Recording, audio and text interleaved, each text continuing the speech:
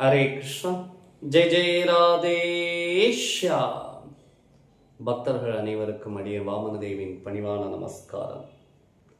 அதாவது இந்த மனது நமக்கு இரண்டு விதமான வீழ்ச்சியை தருகிறது. மிகப்பெரிய எதிரியும் இந்த மனம்தான். அது என்ன வீழ்ச்சி அப்படிங்கிறத நம்ம பார்க்கலாம். அதாவது வேகமாக வீசக்கூடிய காற்று படகை அப்படியே அந்த பாதையிலிருந்து திசை திருப்போம்.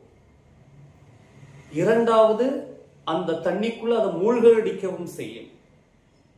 அது மாதிரி இந்த காற்றை விட வேகமான மனசு மனித வாழ்வின் உண்மையான லட்சியம் பகவானை அடைவது. ஆனா அதை செய்ய விடாம நம்மளை புலனுகர்ச்சி பாதைக்குள்ள மூழ்கடிக்கும்.